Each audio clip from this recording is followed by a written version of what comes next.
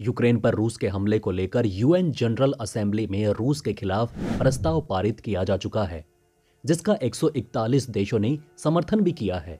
वहीं 5 देश रूस के पक्ष में खड़े हुए, जबकि 35 देशों ने इसमें हिस्सा ही नहीं लिया, जिसमें भारत ने भी इस वोटिंग में हिस्सा नहीं लिया। भारत के इस कदम पर रूस को तसल्ली हुई, संतोष जताया। भारत युद्ध का समर्थक नहीं रहा है, लेकिन रूस यूक्रेन के बीच छिड़े युद्ध के बीच में रहते हुए भी भारत ने किसी का भी समर्थन नहीं करने का फैसला लिया। भारत और रूस के बीच दोस्ती दशकों पुरानी है और इसकी जड़ें काफी गहरी रही है। भारत और रूस के बीच दोस्ती का जब भी जिक्र होता है तो 1971 में भारत पाकिस्तान युद्ध की बात जरूर आती है। तब रूस हर कदम पर भारत के साथ खड़ा था। दोस्तों, आज भारत पाकिस्तान के साथ 1971 की जंग में जीत के 50 साल पूरे कर चुका है। 16 दिसंबर 1971 को भारत ने पाकिस्तान को जंग में करारी शिकस्त दी थी और इसके फलस्वरूप बांग्लादेश का उदय हुआ, जो पहले पूर्वी पाकिस्तान कहलाता था। इस युद्ध में पाकिस्तान के 93,000 सैनिकों ने भारतीय सेना के सामने आत्मसमर्पण किया था। ये इतिहास में दूसरे विश्व युद्ध के बाद का सबसे बड़ा सैन्य आत्मसमर्पण माना जाता है। भारतीय सेना की जाबाजी के आगे पाकिस्तानी सेना ने महज 13 दिनों में ही घुटने टेक दिए थे। लेकिन दोस्तों, ये सब कुछ आसान नहीं था, वो भी तब जब पाकिस्तान का समर्थन करने के लिए अमेरिका ने अपना 7वां सबसे बड़ा बेड़ा भेजा हो। तो चलिए दोस्तों, जानते हैं उस समय कैसे भारत और रूस की दोस्ती को बल मिला और अमेरिका को हार। दोस्तों, 16 दिसंबर 1971 को भारत ने पाकिस्तान को जंग में करारी हार दी थी और उसके 2 टुकड़े कर डाले। इस युद्ध के दौरान महज 13 दिनों में पाकिस्तान के 93,000 सैनिकों ने भारतीय सेना के सामने घुटने टेक दिए थे। इसी युद्ध के नतीजे के बाद ईस्ट पाकिस्तान कहे जाने वाले हिस्से का नए राष्ट्र बांग्लादेश के रूप में उदय हुआ। उस समय पाकिस्तान के पक्ष में खड़ा रहा था अमेरिका। जी हां दोस्तों, आपने बिल्कुल सही सुना। भारत पाकिस्तान युद्ध के दौरान अमेरिका पाकिस्तान के पक्ष में था। एक समय तो दोस्तों ऐसा भी आया जब अमेरिका ने पाकिस्तान की मदद करने के लिए जापान के करीब तैनात अपनी नौसेना के 7वें बेड़े को बंगाल की खाड़ी की ओर भेज दिया। उस वक्त अमेरिकी राष्ट्रपति निक्सन और भारत की पूर्व प्रधानमंत्री इंदिरा गांधी के बीच अच्छे संबंध नहीं थे। 1971 के समय अमेरिका और पाकिस्तान के संबंध काफी मजबूत माने जाते थे। तब अमेरिका ने पाकिस्तान को कई अत्याधुनिक हथियार भी दिए थे। हालांकि भारत हर कदम पर बलवान साबित हुआ। पाकिस्तानी नौसेना के बेड़े में शामिल अमेरिका के द्वारा बनाए गए PNS गाजी इसे भारत के विमान वाहक युद्धपोत INS विक्रांत को तबाह करने के लिए भेजा गया था। हालांकि भारतीय नौसेना ने इसे विशाखापट्टनम के पास डुबो दिया था और पाकिस्तानी नौसेना की कमर तोड़ दी थी।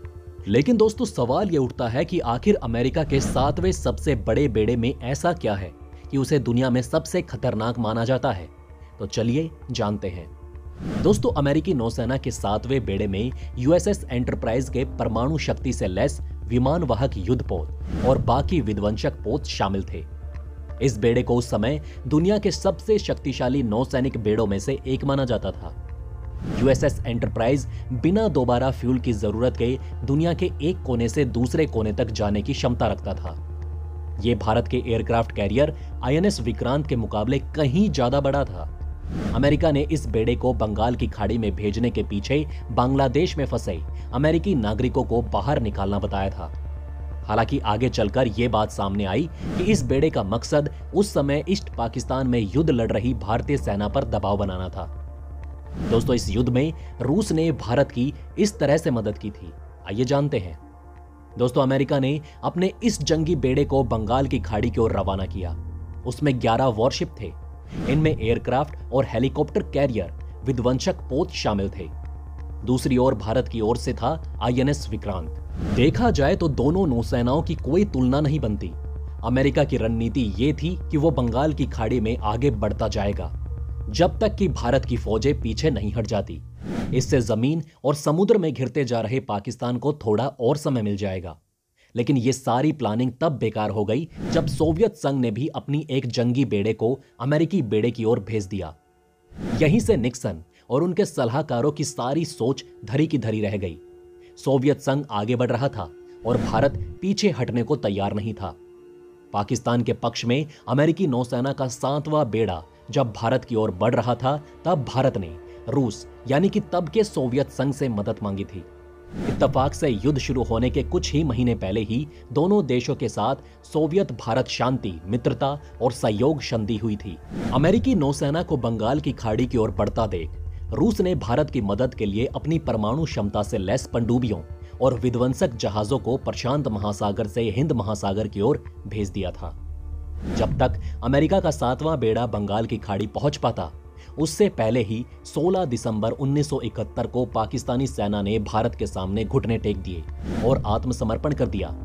इसके बाद भी रूस की नौसेना ने 7वें बेड़े को खदेड़ डाला और रूस की नौसेना ने 7वें बेड़े का पीछा तब तक नहीं छोड़ा जब तक वो वापस नहीं लौट गया। संयुक्त राष्ट्र सुरक्षा परिषद में भी मिला रूस का साथ और रूस ने एक बार नहीं बल्कि इस दौरान 3 बार अपनी वीटो पावर का इस्तेमाल किया।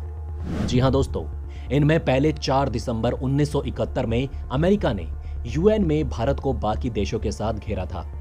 जब अमेरिका समुद्र में भारत को नहीं घेर पाया तो अमेरिका अपनी लीडरशिप में प्रस्ताव लाकर भारत पाकिस्तान सीमा पर युद्ध विराम लागू करने की मांग करने लगा, जिसके खिलाफ रूस ने वीटो पावर का इस्तेमाल किया। अर्जेंटीना, बेल्जियम, बुरुंडी, चीन, Italy, Japan, Nicaragua, Sierra Leone, Somalia, Syria और अमेरिका ने प्रस्ताव के समर्थन में वोट किया। बीजेपी के अध्यक्ष अटल बिहारी वाजपेयी जी ने रूस के वीटो का स्वागत किया था। जब इससे बात नहीं बनी तो फिर से 5 दिसंबर 1971 को शरणार्थियों के मामले में भारत को घेराबंदी करने की कोशिश की गई। Argentina, Belgium, Burundi, Italy, Japan, Nicaragua, Sierra Leone और सोमालिया ने भारत पाकिस्तान बॉर्डर पर युद्ध विराम लागू करने का प्रस्ताव लाया ताकि शरणार्थियों को वापस लाया जा सके। सोवियत संघ ने दूसरी बार वीटो पावर के इस्तेमाल से भारत का साथ दिया। वहीं अमेरिका ने फिर से भारत का विरोध करते हुए जो देश प्रस्ताव लाए थे उनका साथ दिया।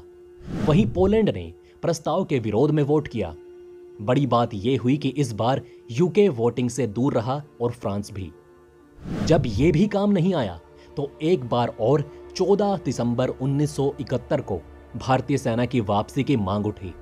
अमेरिका एक बार फिर प्रस्ताव में भारत और पाकिस्तान की सरकारों से युद्ध विराम और सेनाओं को अपने अपने इलाके में वापस बुलाने के लिए सभी जरूरी कदम उठाने की मांग करने लगा। यूएसएसआर ने फिर से प्रस्ताव को वीटो कर दिया। पोलैंड ने भी प्रस्ताव के विरोध में वोट डाला, जबकि फ्रांस और यूके फिर वोटिंग में भाग नहीं ले रहे थे। अर्जेंटीना, बेल्जियम, बुरुंडी, चीन, इटली, जापान, नाकारागुआ, सिरिया लियोन, सोमालिया, सीरिया और अमेरिका ने प्रस्ताव के पक्ष में वोट किया था, जिससे अमेरिका समझ चुका था कि रूस भारत की दोस्ती अब कागजी नहीं रही और ये मामला आज भी जारी है। पाकिस्तान की मदद के लिए अमेरिका इस कदर आतुर था कि वो संयुक्त राष्ट्र सुरक्षा परिषद तक भी गया। वहां भारत पर दबाव बनाने के लिए युद्ध विराम के प्रस्ताव लगाए गए और हर बार सोवियत संघ ने अपने वीटो पावर का इस्तेमाल कर हिंदुस्तान को बचा लिया। अमेरिका को धमकी देनी पड़ी कि वो सोवियत संघ के साथ होने वाले शिखर वार्ता को रद्द कर देगा, लेकिन दोस्तों ये धमकी कम, खिसियाहट ज्यादा थी। इन सब के जरिए भारत ने पाकिस्तान के ऑपरेशन चंगेज खान को मात दी।